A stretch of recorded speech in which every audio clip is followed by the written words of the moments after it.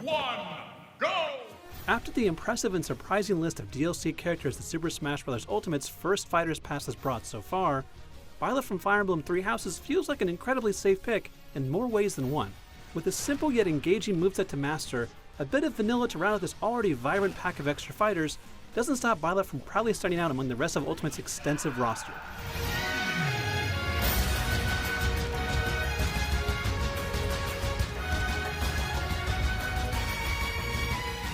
Out of the 5 other Fire Emblem reps, 7 if you count the Echo Fighters, Byleth manages to be the only one to showcase the weapon variety that's core to the series.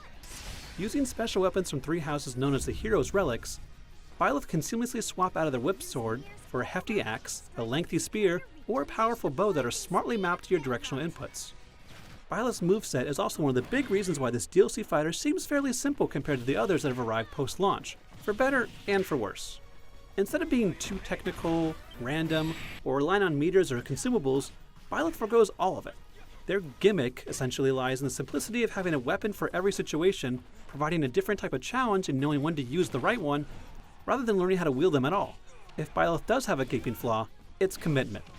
While each weapon type can deal a staggering amount of damage when they connect, they'll often leave Byleth wide open to counters from a skilled or perceptive opponent. Many moves can feature a lengthy startup and finish, which means you'll either be very good at predicting your opponent or drop in on a group of distracted fighters. Byleth's slow nature and unsafe moves may not interest the competitive scene, but it may entice newer players who aren't afraid of making mistakes with an easy-to-grasp moveset and tons of strong attacks. Of special note is Byleth's recovery move, using the Sword of the Creator as a whip to latch onto opponents from below and send them flying in different directions depending on how damaged they are.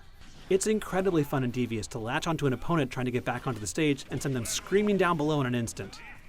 As for the stage included with the DLC, Garreg Mach Monastery feels surprisingly bland. Each of the monastery's 4 areas that it moves between are flat, walk-off arenas with the bare minimum of inclusion of a few small temporary platforms. Luckily, the inclusion of some of the best music the Three Houses has to offer won't go unnoticed, and I highly recommend you check out the full list of tracks that have been added. On the surface, the Byleth Challenger Pack doesn't feel as flashy or as surprising as past editions, and its new stage is somewhat of a missed opportunity, but the new Professor shouldn't be discounted so easily.